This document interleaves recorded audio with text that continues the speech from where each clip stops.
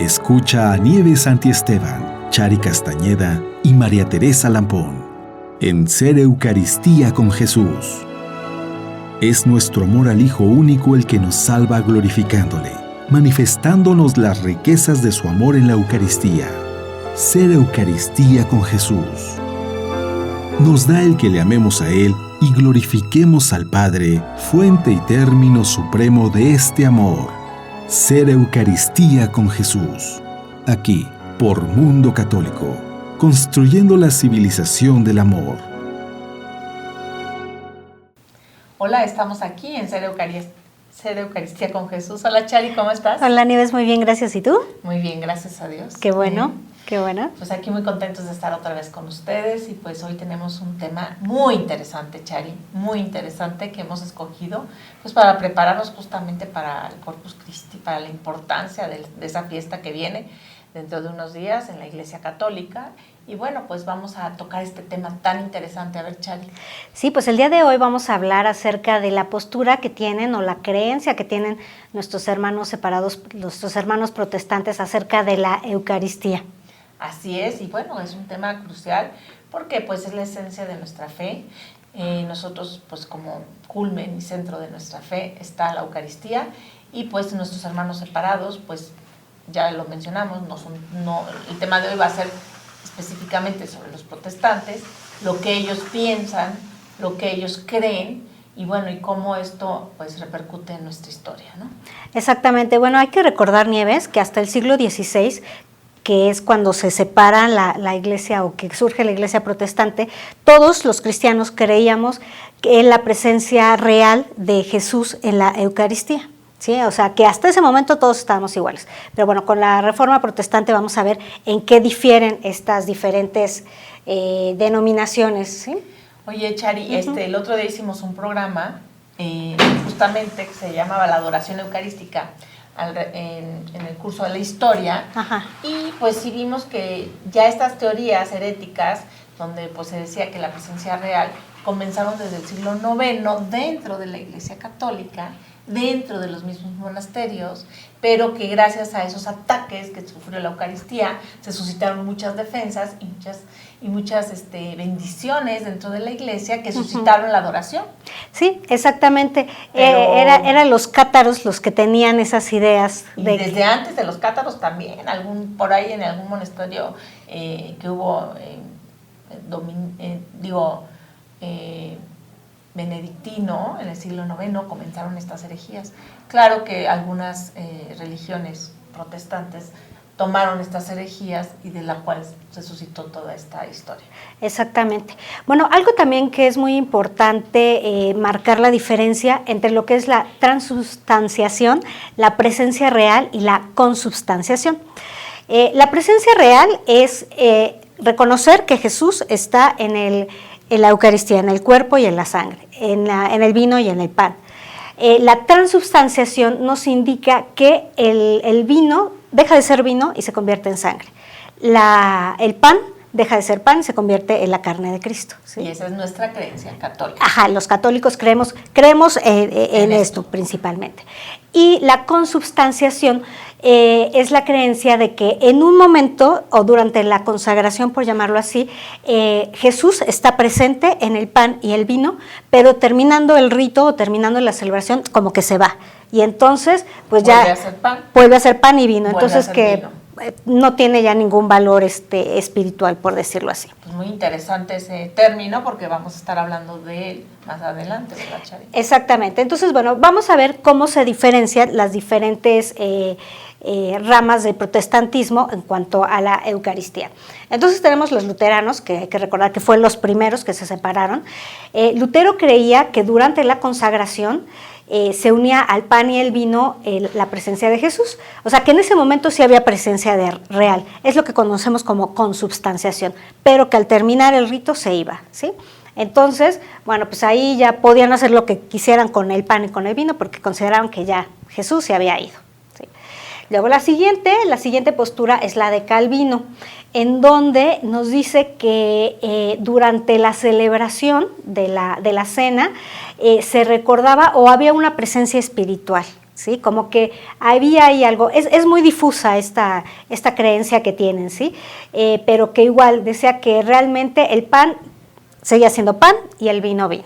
O sea, nada más como que de repente ahí el Espíritu Santo, Jesús, como que se aparecía, pero pues nada más, ¿sí?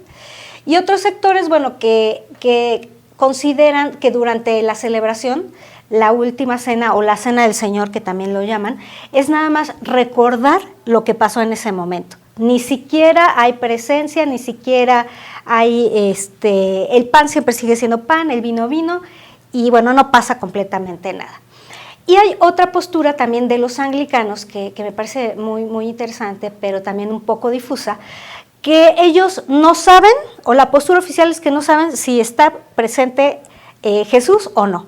Y entonces, ¿qué es lo que hacen? Dejan a los fieles a que cada uno decida si está ahí presente o no. Entonces, sí, exactamente, ¿no?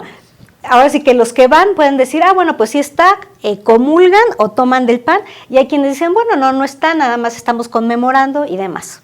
Pues mira qué interesante, y bueno, yo creo que para poder nosotros analizar más profundamente estas posturas de nuestros hermanos protestantes, podemos generalizarlas en 4 puntos, ¿te parece? Okay. Y vamos a trabajar uno a uno profundamente. Sí. El primer punto sería, dice, las palabras de Jesús en la última cena no pueden entenderse literalmente, eso dicen nuestros hermanos protestantes, y por eso cuando él dijo que el pan y el vino eran su cuerpo y su sangre, lo decía simbólicamente, lo cual, ya lo mencionaste, ellos creen que pues la presencia real no existe, sino que más bien es simbólica, ¿no? Exacto. De hecho, por ahí también me encontré algunos otros sectores del protestantismo que dicen que en ese momento, cuando lo hizo Jesús, fue tal cual, que en ese momento sí se convirtió en su cuerpo y su sangre, pero que después ya en todas las demás consagraciones no es. Mire,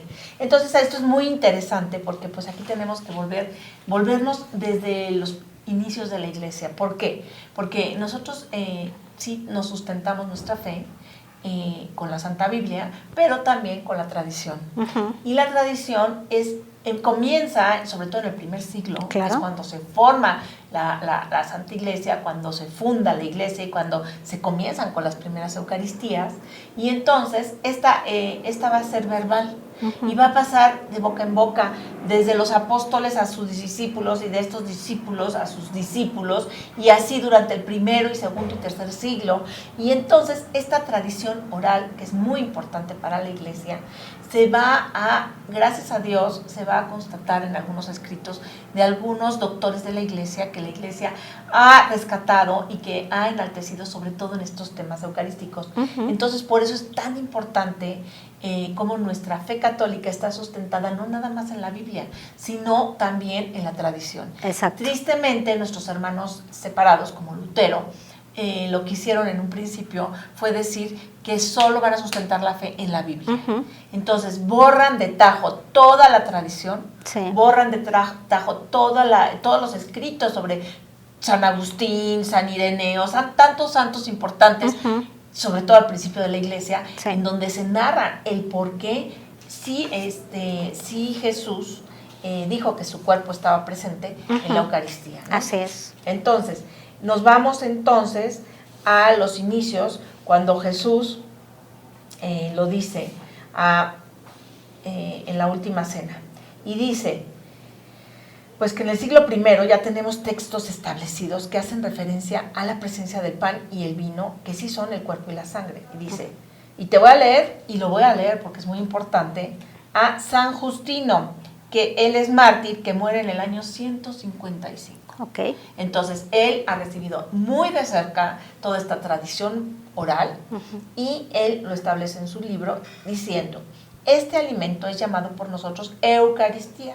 De hecho, nosotros lo tomamos no como pan común y bebida común, sino como Jesucristo, nuestro Salvador, que se encarnó por la palabra de Dios, tomó carne y sangre para nuestra salvación.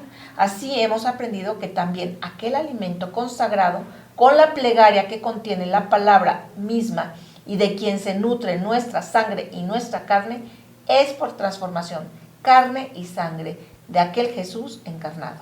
En efecto, Los apóstoles, en sus memorias llamadas evangelios, transmitieron que les fue dejado este mandamiento por Jesús, el cual tomó el pan. Entonces, pues aquí claramente San Justino está diciendo que no podemos tomar el pan como pan ni el vino como vino, sino como el mismo Jesús. Y él está pues muy cerca de los apóstoles, ¿no? Sí, exacto, te estamos hablando de los primeros años, ¿no? O unos años después de que sucedió todo esto. Entonces, pues aquí es muy importante entender por qué nuestros hermanos separados han perdido mucho en nuestra fe, y es porque ellos no han respetado esta tradición, no han respetado o no, más bien no lo han querido escuchar, ni estudiar, ni ver, pero pues si nosotros vamos al origen de nuestra fe, cuando muere Jesús, pues los que estaban ahí y fundan la iglesia son los apóstoles. Así es. Y ellos a su vez van a ir enseñando y van a ir consagrando, más adelante vamos a ver, en una sucesión apostólica, y ahí es donde la tradición es muy importante. ¿Okay? Así es. Bueno, el segundo punto que vamos a tocar y por el cual nuestros hermanos protestantes dicen que nosotros no tenemos la presencia real, es porque dicen que Jesús es nuestro único sacerdote según lo dice San Pablo. Porque claro, en la Biblia San Pablo dice que el único sacerdote es Jesús. Pero bien sabemos nosotros que cuando somos bautizados, ¿cómo nos dicen, Chari, cuando somos bautizados? Sí, cuando somos bautizados obtenemos como que 3 características especiales: el ser sacerdotes, el ser reyes y el ser profetas. Sí, y las palabras así literales del bautismo son las siguientes. Dice: Dios Todopoderoso te consagra, y pone tu nombre, para que incorporado a su pueblo, la iglesia, sea siempre miembro de Cristo, sacerdote, profeta y rey para la vida eterna. Lo cual la iglesia reconoce que todo bautizado es sacerdote, ¿verdad? Así es. Entonces todos tenemos esos dones, esos regalos que Dios ha dejado, que es el ser sacerdote, profeta y rey. Pero además, el mismo Jesús va a crear a sus apóstoles y les va a dar los va a ungir como sacerdotes, y los apóstoles van a recibir de parte de Jesús ciertos poderes especiales, y ellos, por imposición de manos, porque así fue como fue, porque ellos más tarde van a imponer manos a otros futuros, van a seguir ordenando y van a transmitir estos poderes tanto a los presbíteros como a los obispos que vayan siguiendo ordenando. Y esta ordenación de obispos y de presbíteros y de diáconos es muy importante para nuestra fe. ¿Y por qué? Pues porque es una sucesión apostólica que viene desde Jesús hasta el día de hoy. Por eso nuestras ceremonias de ordenación son importantísimas. Claro. ¿Y quiénes las hacen? Quien ordena a los cardenales es el mismo Papa. El cardenal ya es un puesto político, ¿no? Sí. Pero los obispos y los sacerdotes son ordenados únicamente de obispo a obispo y de sacerdote y de obispo a sacerdote, ¿verdad? Entonces, es muy importante entender que las palabras de Jesús son las siguientes a los apóstoles, y les va a dar estos dones y les va a decir: a quienes les perdonen los pecados les quedarán perdonados, y a quienes los retengáis les quedarán retenidos. Luego les dijo, luego tomó el pan, dio gracias, lo partió y le dio a sus discípulos diciendo: este es mi cuerpo que se entrega por vosotros, hagan esto en memoria mía. Y por último les dice: en verdad os digo, todo lo que atéis en la tierra será atado en el cielo, y todo lo que desatéis en la tierra será desatado en el cielo. Y bueno, estas no son las únicas palabras que Jesús le va a dar a los apóstoles como dones, sino que en el momento en que los unge, les va a dar todos esos dones y les va a dar, incluso lo vamos a leer continuamente en la Biblia, algunos de ellos, como por ejemplo, les da el poder para expulsar demonios. Así es. ¿Cierto? Sí. Bueno, entonces, también si nos regresamos a la época del Antiguo Testamento, vamos a ver cómo solo los sacerdotes podían hacer el sacrificio, ¿verdad? Sí, en el templo eran los únicos que lo podían hacer. Los únicos que podían ofrecer el sacrificio. De hecho, hubo un rey que osó, que se llamaba, ahorita les voy a decir el nombre. Este rey, ahora sí que decidió hacer un sacrificio y fue sumamente amonestado en su momento, y estamos hablando del Antiguo Testamento. Entonces, si los sacerdotes son intermediarios entre nosotros y Jesús, ellos son mediadores de todas las gracias, porque nosotros necesitamos el sacerdote para obtener los sacramentos, ¿cierto? Sí, son instrumentos tal cuales. Jesús, hay que recordar que se utiliza, no utiliza, ¿cómo decirles? Bueno, sí, le solicita a los sacerdotes que se pongan a su disposición precisamente para a través de ellos poder llevar a cabo los sacramentos, ¿sí? Entonces son instrumentos tal cual de Jesús. Sí. Y en el momento de la consagración, repito, les va a decir: cuantas veces comáis este pan y bebáis este cáliz, proclamáis la muerte del Señor hasta que Él venga. La palabra proclamar significa es un hecho irrefutable. O sea que no estamos simplemente que repitiendo las palabras de Jesús, ¿no? Entonces, bueno, aquí es muy importante nosotros mantenernos en pues, la importancia que la Iglesia Católica le ha dado al sacerdote, y que este sacerdote, que a su vez ha sido ordenado por un obispo, y este obispo a su vez ordenado en esta sucesión apostólica de la que estamos hablando, es la que les da esos dones por los medios de los cuales ellos pueden hacer esa transubstanciación de la que hablábamos, ¿verdad? Ajá, exacto. Y pues es tristemente que nuestros hermanos separados han perdido esta sucesión apostólica desde el momento en que ellos no fueron siguiendo ordenados por obispos y por obispos que provienen de esta sucesión apostólica. Entonces, aunque ellos sigan celebrando su orden sacerdotal de otra manera, pues lo hacen de tal manera que no conllevan la sucesión apostólica que viene desde Jesús, porque han perdido este sacramento, ¿sí? Entonces, al perder ellos este sacramento, aunque ellos quisieran, como dicen los anglicanos, creer en la presencia real, un anglicano, si usted va a una misa de un anglicano, pues se sorprenderá de la similitud que tiene con la nuestra, con la católica, pero a diferencia de nosotros, el sacerdote no es sacerdote.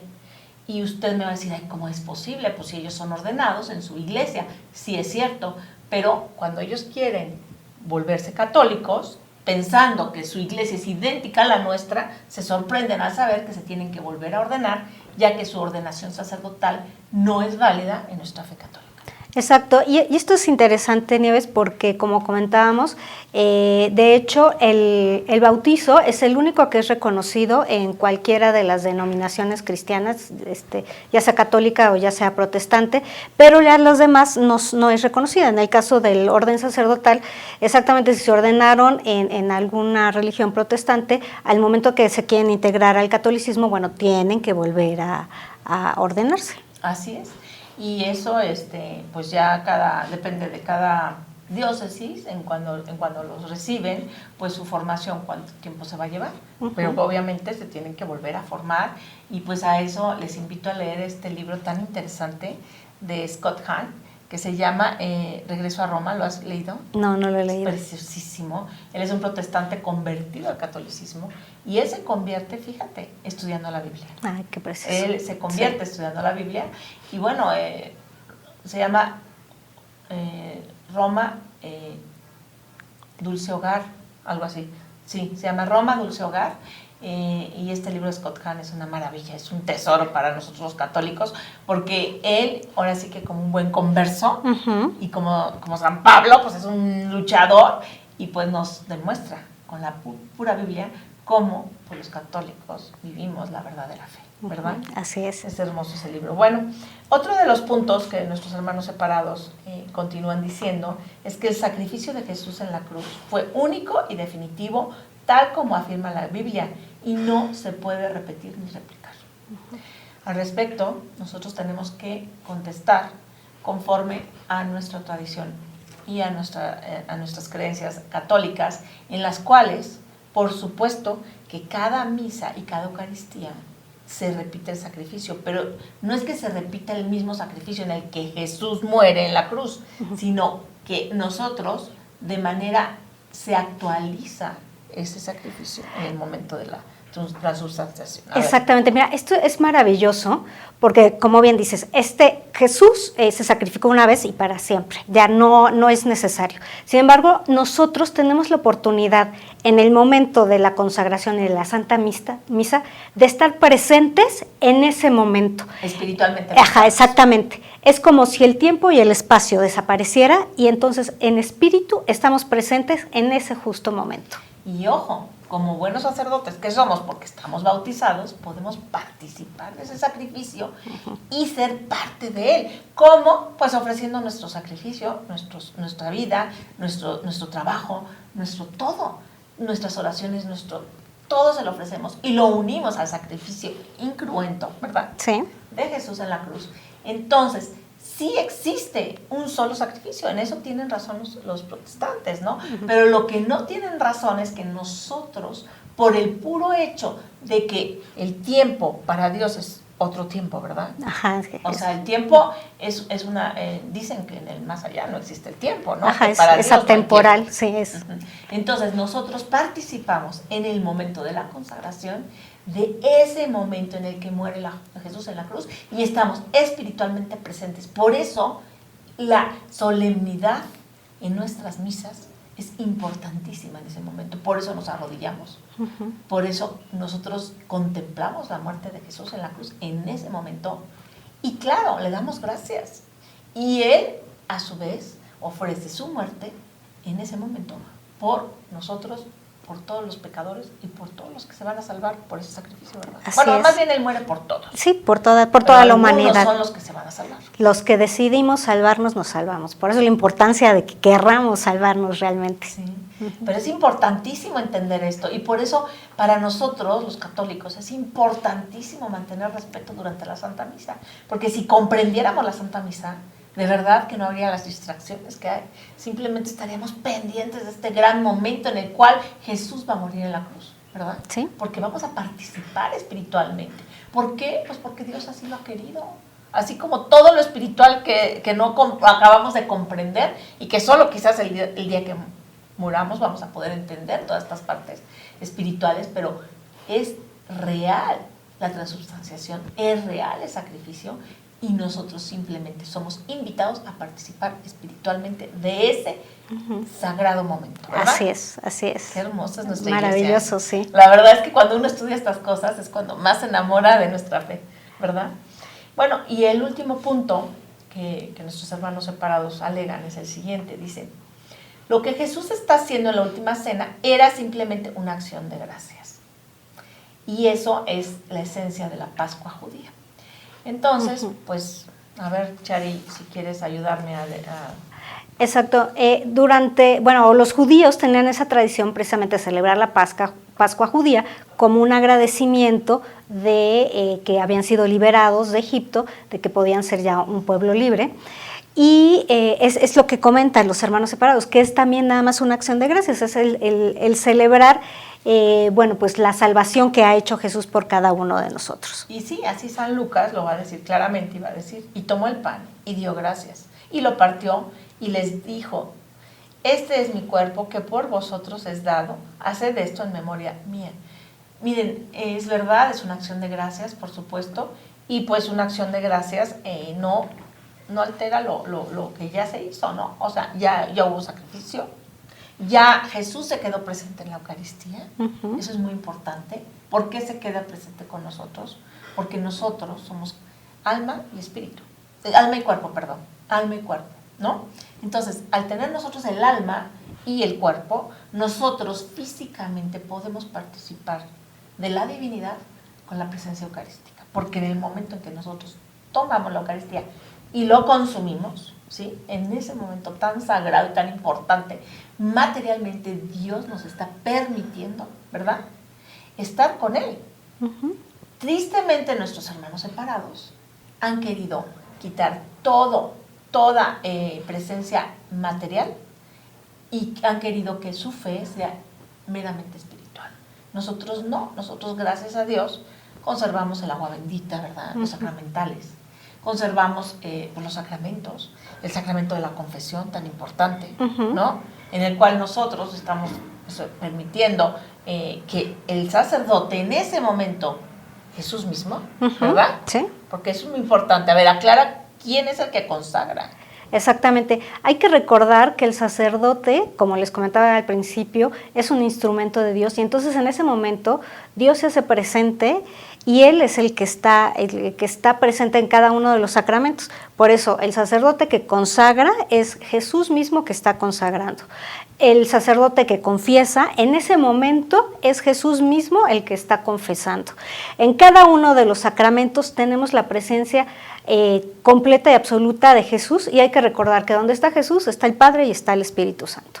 Y además muy importante entender que gracias a estos sacerdotes, que son los mediadores entre nosotros y Dios, porque es la verdad, aunque Jesús es el que va a morir por nosotros, eso es claro, es el que ofrece su sacrificio por el mundo entero y por todos nosotros.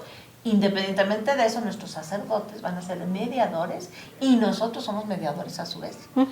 Porque nosotros al ofrecer y al unirnos a este santo sacrificio, podemos ofrecer y mediar por terceras personas. Por eso, la comunión de los santos.